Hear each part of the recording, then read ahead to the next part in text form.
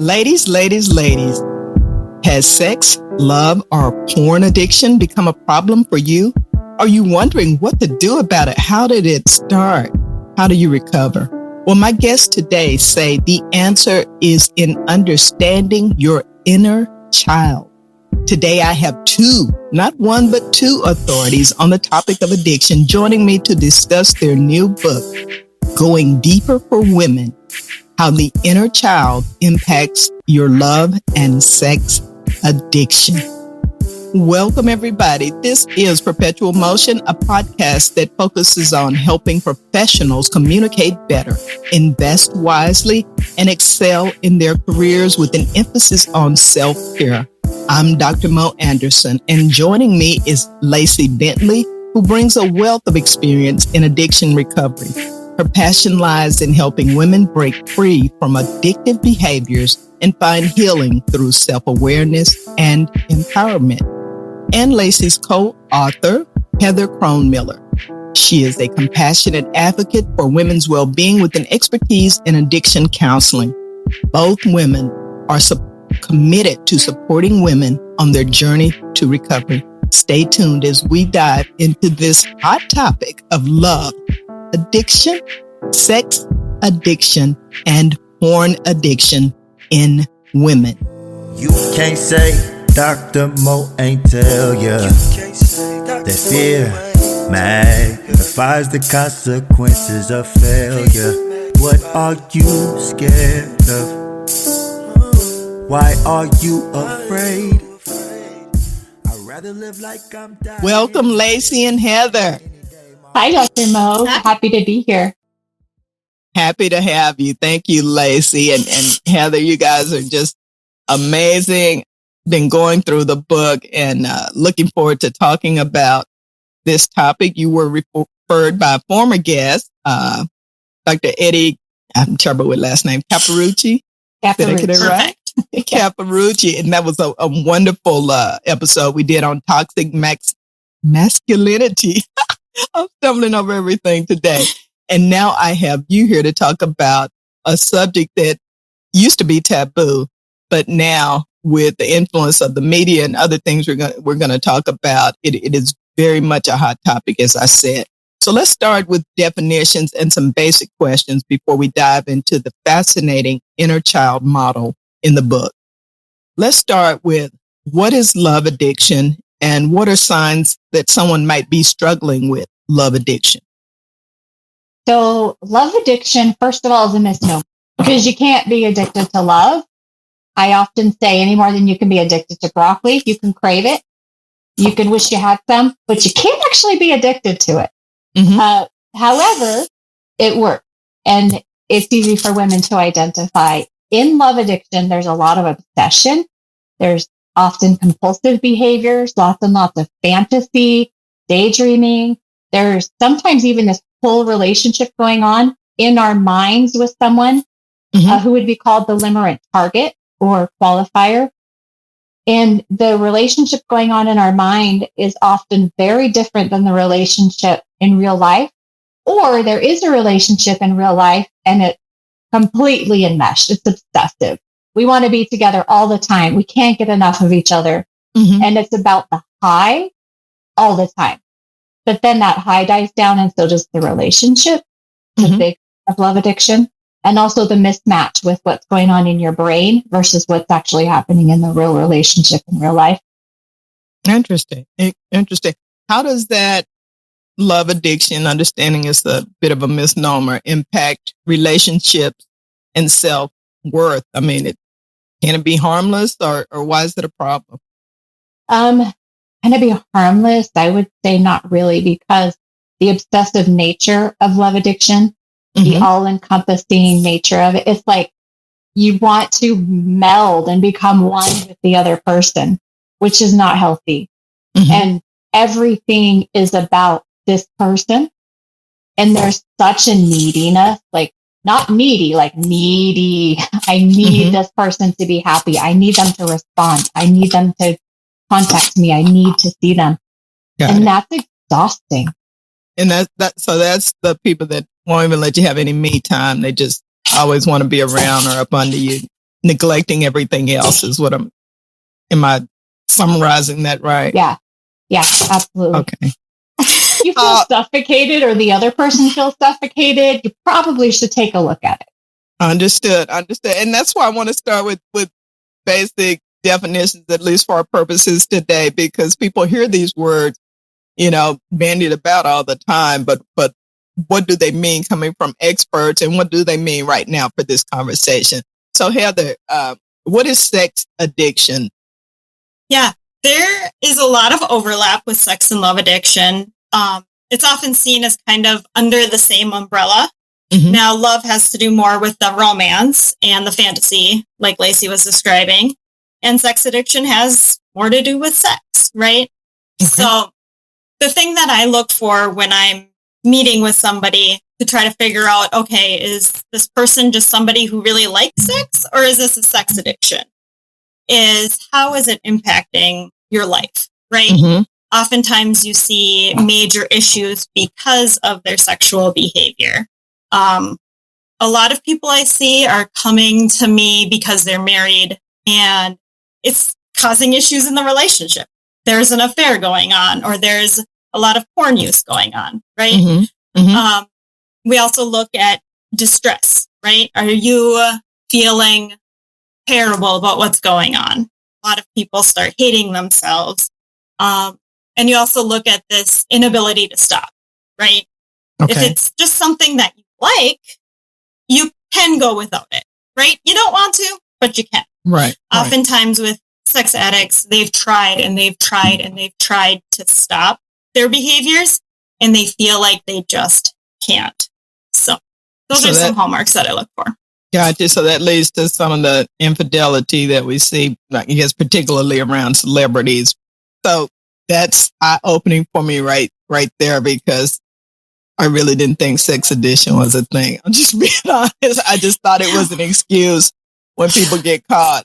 Oh, I'm a sex addict, so I need therapy and we'll get back together and I'll never do it again. And I know it would take professionals like you to, really sort out the distinction. But tell me a little bit more about how you differentiate between healthy sexual desire and sex addiction. Yeah, so it has to do with how much is it getting in the way, right? And what do you mean by getting in the way, like of your work, or? Yeah, so people might be watching porn all day, every day at work, or they might be sneaking out to have sex with a coworker and not getting their work done.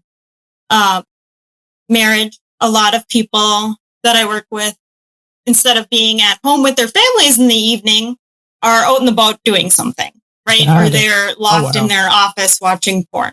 So it interferes with your job, your self-esteem, your marriage or relationship, your life.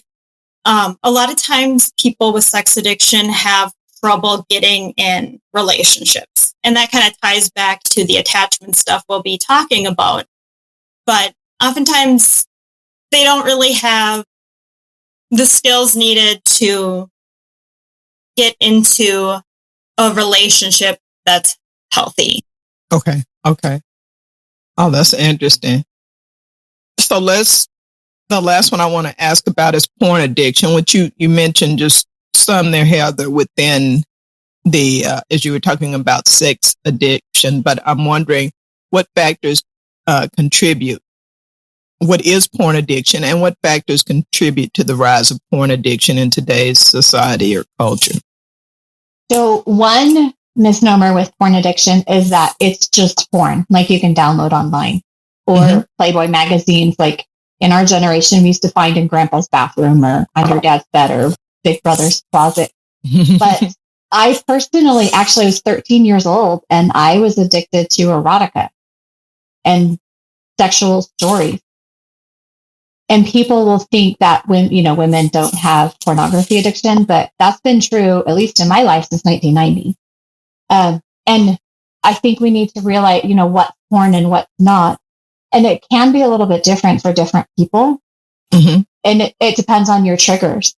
But it's material that creates a sexual sexual arousal, or is created to create sexual arousal and keep you coming back over and over and over again.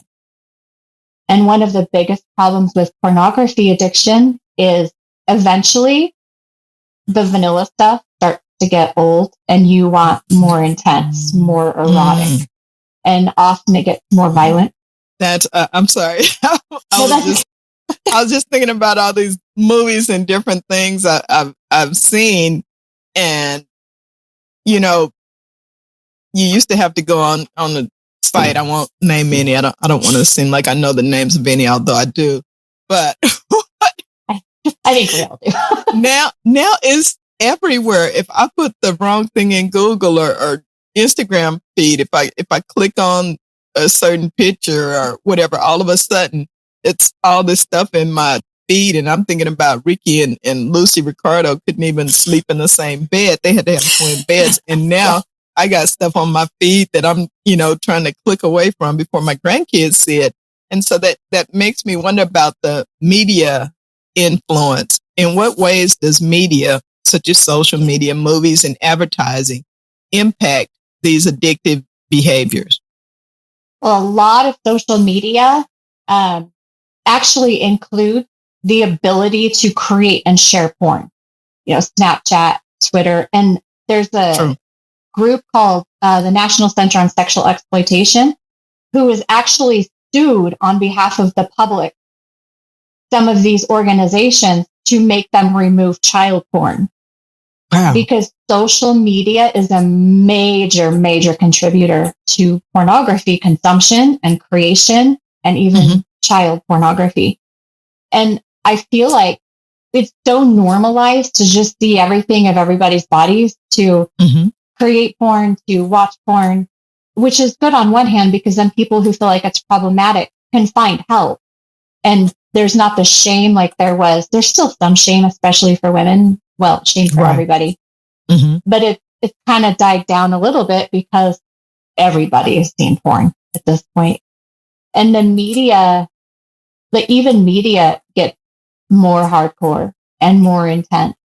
And the standards of what's R versus what's PG-13, it doesn't really take much into account for innuendo, which is still sexual. And the standards just seem to keep getting lower and lower. And we think it's all like movies and TV. Oh, cartoons even. Anime. Don't even get me started on anime. Yes. I walked in on my grandkids watching something, and now I see why their parents are helicopter. And I'm like, oh, those are good drawings. And then I started paying more attention to the craft. I was like, what the hell are y'all watching? What is this? Exactly. I mean, I just can't even imagine being a parent of kids right now. It is out of control. Well, people will say, well, anime is getting pornographic. Okay, let's go back again to 1990 when I was watching hentai, which is pornographic anime. So it's not getting there. Anime has always been highly sexualized. Pokemon is sexualized. Like Nurse Joy, I think of Brock and his eyes pop out of his head. And you're right. You're right. And we've gotten so accustomed to it that we're numb. We're numb to it. Wow. Oh my God. My eyes are open. I'm gonna need my sunglasses here for all these bright moments. Well, let's get more specific about your research, your expertise, and the book. What is the inner child model, and how does that model differ from other therapeutic approaches? Yeah, so the inner child model was originally created by Dr. Eddie Caparucci, who you mentioned earlier.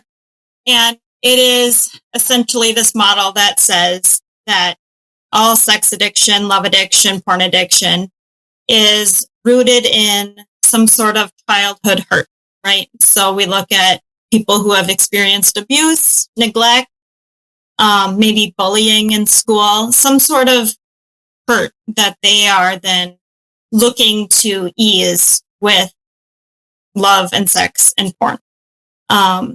It's a model that then takes this concept of the inner kid, right? So we create an inner kid. For example, mine would be called Heather, right? Little Heather. and Heather.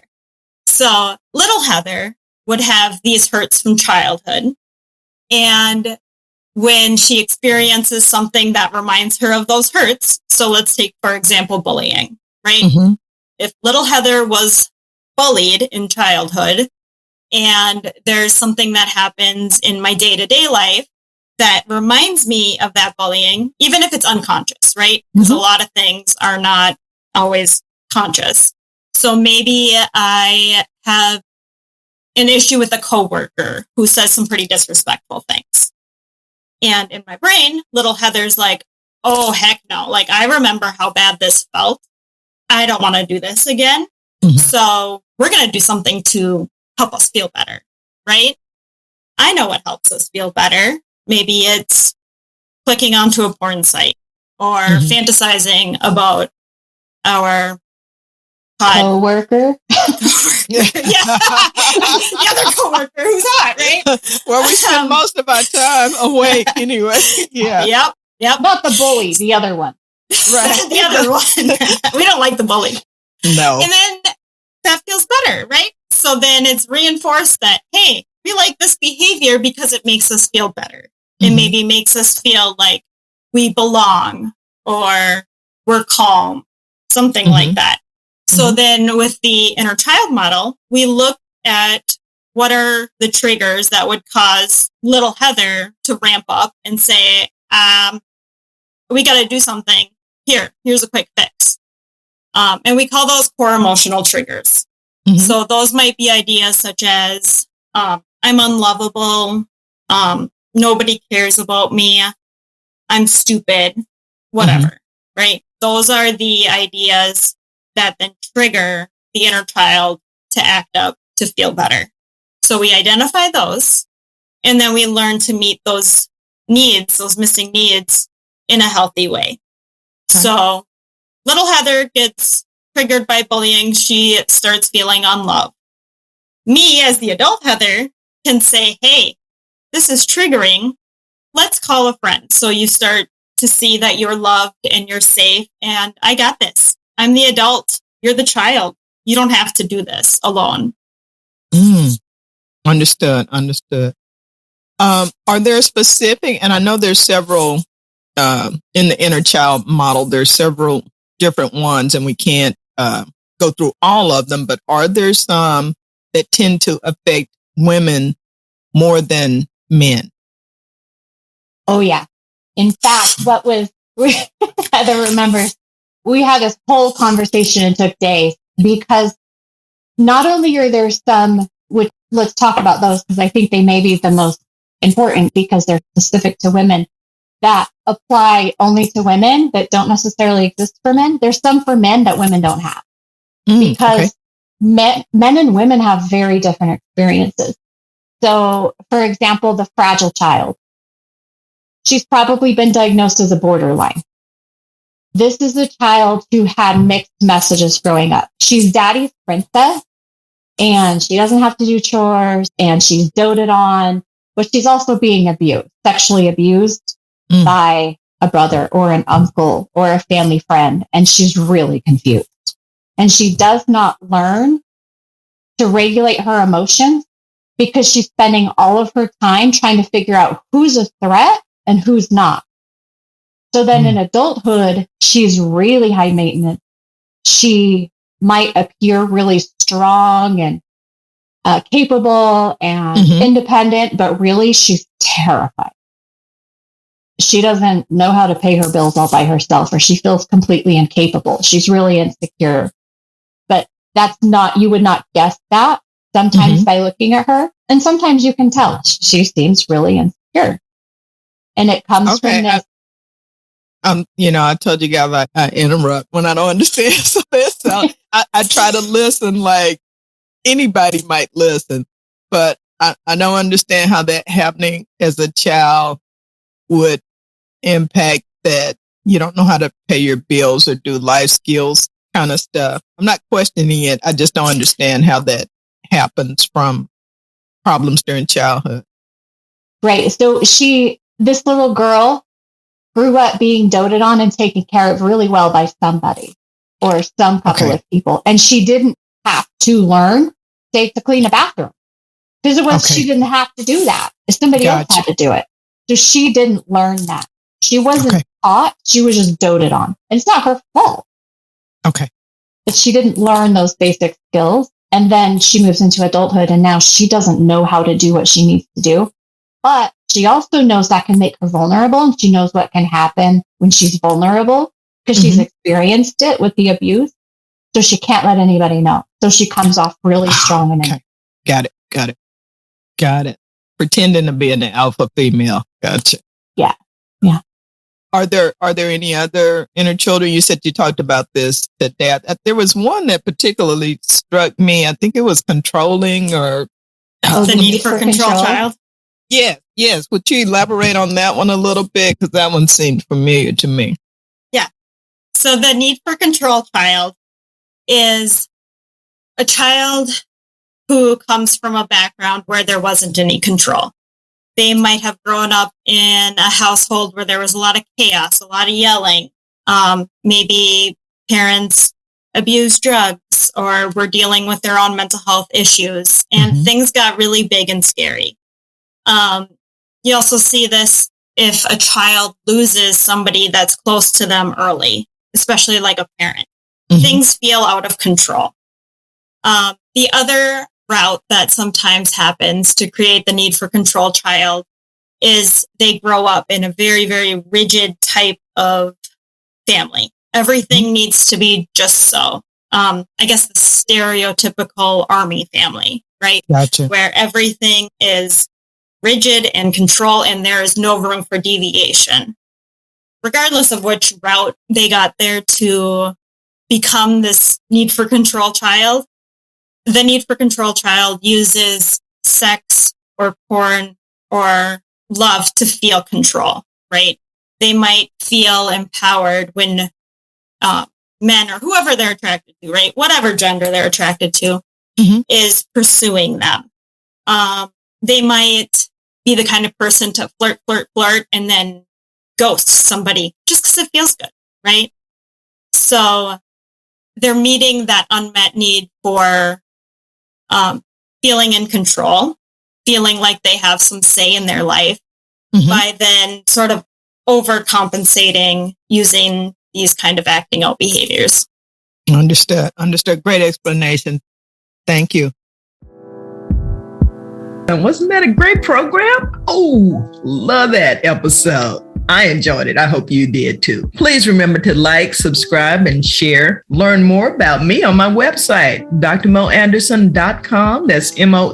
You can read book excerpts, watch videos, learn about my services that I offer, and book me for a speaking engagement. I'd love to talk with your group, and I'd love to work with you. So until the next time, review, renew, and re-you.